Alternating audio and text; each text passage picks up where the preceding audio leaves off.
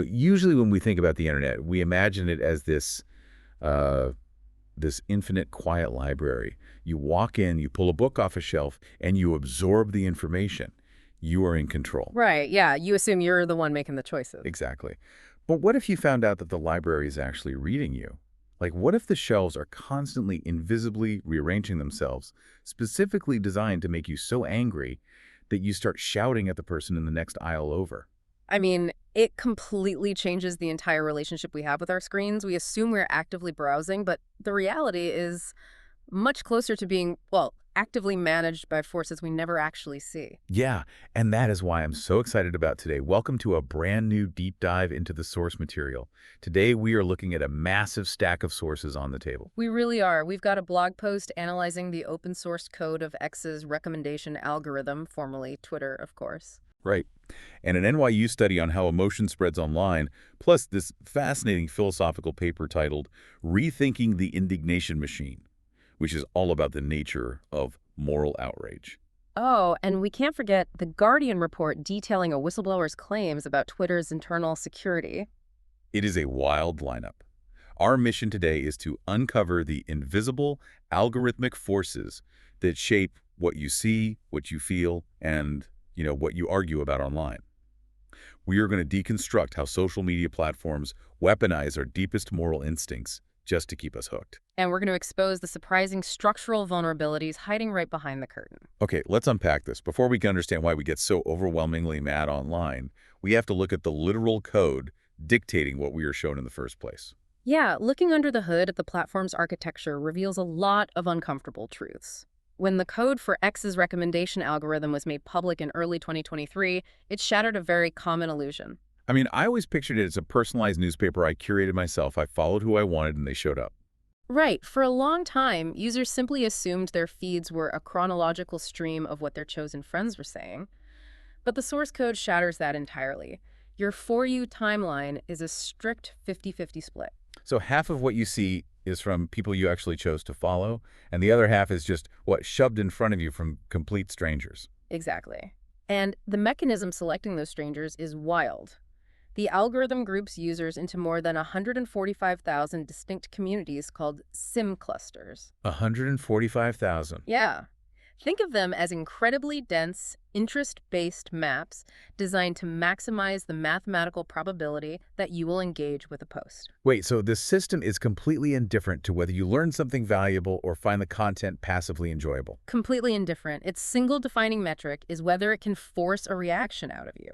So how does it mathematically measure a reaction? There's this concept in the breakdown called the real graph, and it kind of blew my mind because it assigns literal point multipliers to human behavior. Yes, the real graph is key here. If you just casually like a post, the algorithm considers that a baseline action. It values it at a mere 0.5 times multiplier. Wait, a like is only 0.5? That's barely anything. What about a retweet? A retweet gets a standard 1 times boost. But, and here's the jump, if you reply to a tweet, you trigger a 13.5 times boost. Oh, wow. And the real kicker, if you get into a back and forth reply-to-reply argument with someone, the algorithm hands that post a massive 75 times distribution multiplier. What's fascinating here is that the math exposes the core philosophy of the platform. It does not reward good, insightful, or even accurate content. Right, because a 75 times multiplier for a prolonged argument means the system is incentivizing friction. Precisely. It wants you trapped in an engagement loop, unable to walk away because every minute you spend bickering is another minute they can serve you advertisements. So the algorithm isn't a library at all. It's a slot machine that pays out in stress. And apparently, you have to pull the lever within 30 minutes or you lose your money entirely. Yeah, the 30-minute window is perhaps the most brutal part of the code. Whenever you publish a post, the system places it in a sandbox. Like a probationary period. Exactly. It shows it to a small test group of maybe 100 to 1,000 users. If you fail to generate at least a 5% engagement rate in that critical first half hour, your post is essentially killed. That is so stressful. Yeah. So it will not be distributed further. No, it won't. You cannot just drop a thoughtful observation and log off. The system demands your compulsive presence. It forces you to stay online, replying to early commenters just to artificially pump up your metrics to survive that initial screening. I'm trying to wrap my head around the implications for actual journalism or research. Let's say I post a beautifully researched article with a link to an external site where people can read more. Does the algorithm reward that kind of depth? It does the exact opposite, actually. The analysis shows an absolute death penalty for external links. Wait, so if you post a link to an external site, the algorithm essentially makes it invisible? Yes. If you are a standard non-premium user and you try to direct someone off the platform, your exposure is reduced to zero. You become a ghost. What if you pay for the premium account? Even if you pay the subscription fee for a premium account, your engagement on a post with a link is throttled down to a microscopic 0.3%. That is insane. The platform literally punishes you for sharing outside knowledge. So if the system is mathematically built to hand out a massive 75 times distribution bonus for people bickering back and forth, what kind of content actually triggers that? Well, to find the fuel, we have to look at how human emotion interacts with language. There's a massive study from NYU's CSMP that we looked at. Yeah, on moral contagion. They analyzed over 560,000 tweets about polarizing issues, right? Like gun control, climate change, same-sex marriage. Exactly. They were hunting for the specific linguistic triggers that cause a post to go viral. But how do you even measure what makes someone mad online? Are they just scanning for curse words or, like, all caps shouting? It's much more subtle than that. The researchers identified a category called moral emotional language. These are words that convey a harsh moral judgment wrapped in a strong, visceral emotion. Like what kind of words?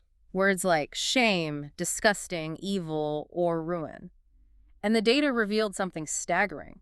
For every single moral emotional word you add to a message, its rate of diffusion, meaning how often it is shared, increases by an average of 20%. Here's where it gets really interesting. Does this mean we are literally mathematically programmed to hit the share button when we see words like evil or disgusting? Behaviorally speaking, it is largely a reflex. Words are essentially emotional remote controls. When you read language that attacks your deeply held moral code, your brain registers an immediate spike in arousal. Right, and you feel compelled to act to relieve that tension. Exactly. In the physical world, action takes effort. In the digital world, acting simply means clicking share. If we connect this to the bigger picture, you start to see how this gets weaponized. Oh, definitely. Politicians, community leaders, organizers, they're highly aware of this dynamic. They deliberately inject this moral emotional language into their messaging because they know it practically guarantees greater exposure. They feed the machine the exact linguistic fuel it needs to trigger those 75 times multipliers. Okay, so if I type the words disgusting or shameful into a post, it goes viral. But viral to who? If I'm a staunch conservative posting about a liberal policy, does my outrage pull liberals into a massive 75 times multiplier debate? You would naturally assume it creates a cross-aisle brawl, but the data points to a phenomenon called the homophily effect. The homophily effect? Yeah, think of it like a wildfire that refuses to jump the fire line. This moral emotional language significantly increases how fast a message spreads, but only within your existing network. So it just circulates constantly among people who already agree with you. Exactly. Whipping the in-group into a frenzy while making the out-group seem completely alien. So it's an echo chamber on steroids. It's not actually creating a debate, it's just arming one side of the canyon with megaphones to shout at the other. But surely getting angry isn't fundamentally a bad thing? No, it's not. I mean, we wouldn't have this reflex built into our brains if it didn't serve an evolutionary purpose. It serves a vital purpose. To understand why we have it, we have to step out of the digital world and look at our evolutionary history. Humans are a uniquely hyper-cooperative species. We build cities, we trade across oceans. But large-scale cooperation is incredibly fragile. It is constantly threatened by free riders or people who exploit the rules. To survive as a species, we developed a psychological mechanism called third-party punishment. The sources mention that chimpanzees don't even do this, which I found fascinating. Yeah, a chimp will retaliate if someone steals their own food, but they won't lift a finger if they see a different chimp's food being stolen. Humans, on the other hand, will step in to punish a transgressor even if we weren't the ones directly harmed. And that distinction is everything. In the physical offline world, engaging in third-party punishment carries a very real physical risk. If you stand up to a bully in your tribe, that bully might turn around and attack you. Right. So because of that inherent danger, expressing moral outrage offline acts as a powerful social signal. Yes. Biologists point out that by risking a punch in the face to enforce the group's moral code, you prove to everyone watching that you are a highly trustworthy cooperator. It's a credibility-enhancing display. It's an advertisement of your own integrity. You take a physical risk, and in return, the tribe trusts you more. Precisely the trade-off. It binds the community together. But then we took this ancient, finely tuned evolutionary mechanism and we plugged it into the internet. Where the cost of retaliation is zero. Completely zero. Online, there is no physical risk. You can type a furious, vitriolic comment, hit send, and simply close your laptop to go make a sandwich. You put the moral dialogue at arm's length. And one of the philosophical frameworks in our source material introduces a brilliant comparison to help understand this shift. Impressionist versus expressionist. Yes, it suggests we view our digital habits through the lens of those two artistic movements. I love this analogy. So to make this relatable to you listening, the impressionist mode of online existence is like walking through a serene museum. You are peacefully acquiring knowledge, looking at photos of a friend's vacation, or reading a deep dive into science. You are just observing and learning.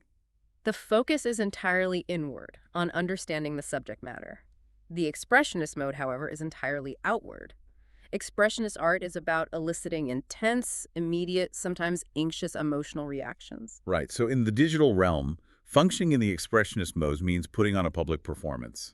You aren't trying to understand the nuances of a geopolitical conflict. You are performing your outrage to attract quantifiable attention. Exactly. Accumulating likes, comments, and shares to boost your own social status. It's like going from a quiet museum where you peacefully study a painting that's impressionist to a giant, chaotic stadium where everyone is just screaming to get their face on the jumbotron. That's expressionist. That is the exact reality of the 75 times multiplier. And because this digital stadium strips away the physical risk of outrage, but keeps the dopamine reward of social approval, everyone just keeps screaming. Which leads to outrage fatigue. Yes, this constant bombardment means we are presented with so many moral transgressions every time we open an app that our cognitive capacity gets completely overwhelmed. We lose the ability to deeply understand the very issues we are supposedly so passionate about. If millions of people are screaming in this giant digital stadium, what are they actually screaming about? It feels like utter chaos. Does the type of moral rule being broken change how society reacts? It changes everything. Psychologists break human morality down into several distinct foundations through the pluralist theory, but the two most critical for understanding the internet are harm-based norms and identity-based norms. Harm-based norms revolve around suffering and care. Right. And identity-based norms revolve around loyalty, deference to authority, and physical or spiritual purity. The research shows these different norms trigger completely different social dynamics. When a harm-based norm is violated, say a massive human rights abuse or a geopolitical event like the invasion of Ukraine, that tends to unite people. It triggers compassion for the victims and shared anger at the perpetrator, which can inspire global, cross-cultural, collective action. The desire to prevent innocent suffering is a nearly universal human template. But identity-based norms operate on a totally different frequency. They do. Loyalty, authority, and purity are highly localized to specific groups. They evolve to prepare your specific tribe for competition against other tribes. So when an identity norm is violated, it doesn't unite people. It drives intense polarization. It triggers disgust and a profound desire to exclude or destroy the transgressor.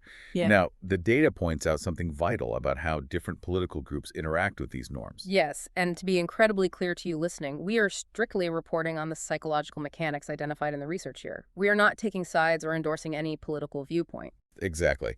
But the studies show that liberals tend to lean very heavily on the harm and fairness foundations, while conservatives tend to endorse all of the foundations, including loyalty, authority, and purity, more equally. Which means the two groups are often reacting to completely different moral stimuli in the exact same environment. This brings up the concept of omniculturalism. Omniculturalism. Before the internet, you mostly interacted with your local community, who generally shared your sacred values. But the internet connects everyone. It forces groups with radically different, non-negotiable sacred values to constantly observe each other's behavior every second of the day.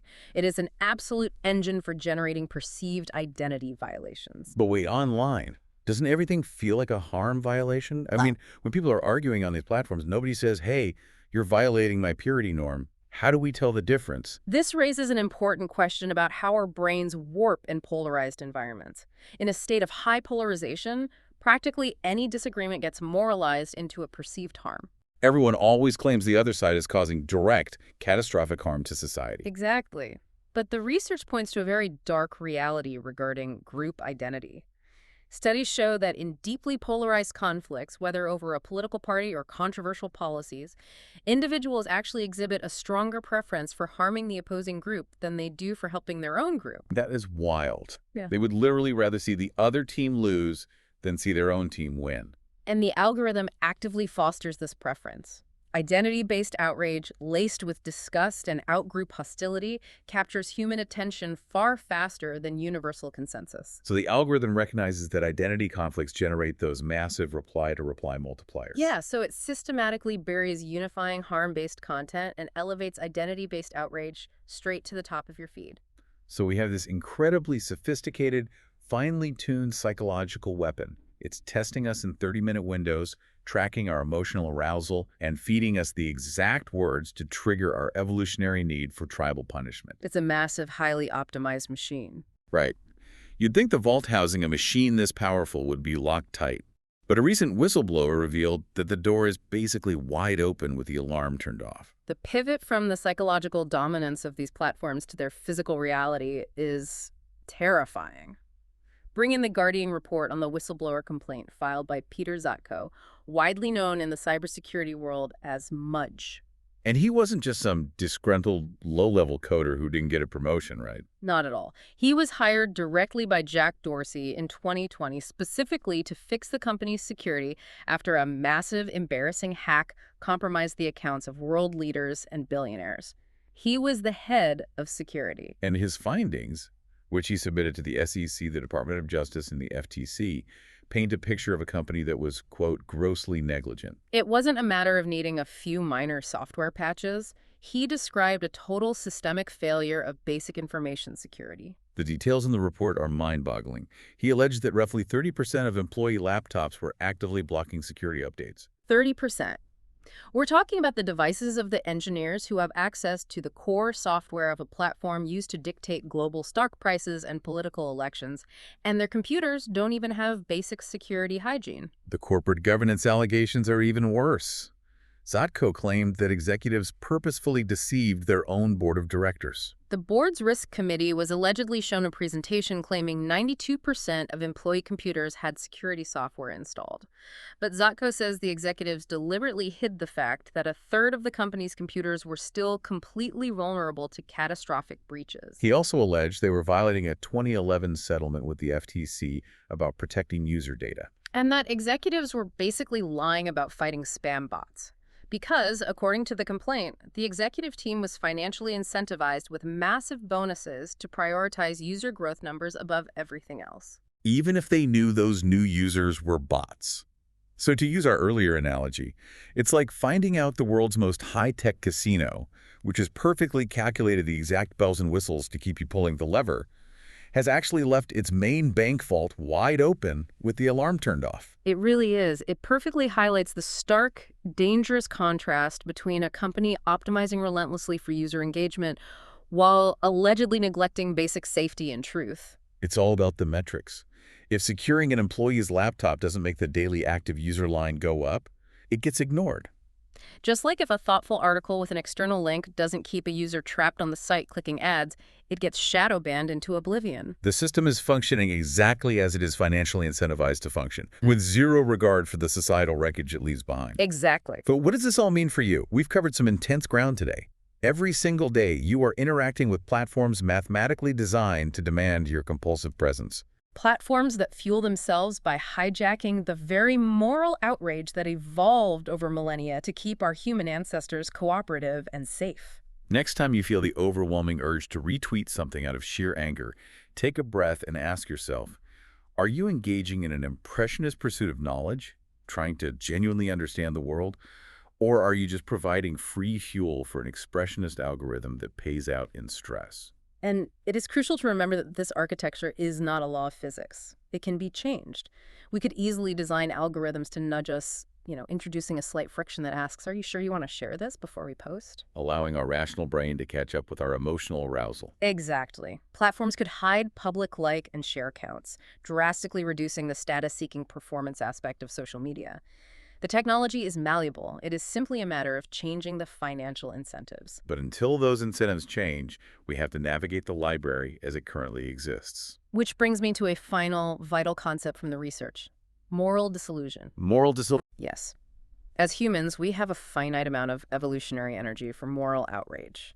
It is an exhausting emotion. If we spend all of our time and energy expressing that outrage online, where it costs us nothing, but also achieves absolutely nothing tangible, do we run out of the motivation to fix the real physical inequalities in the offline world where it actually takes grueling effort? Oh, wow. So you're asking, are we replacing real, difficult collective action with a cheap algorithmic simulation of justice? Exactly. Are we replacing real collective action with an algorithmic simulation? That is a deeply sobering thought.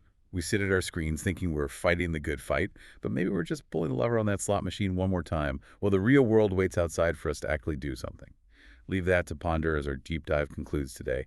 Take a moment and think about that the next time you find yourself scrolling through the stacks.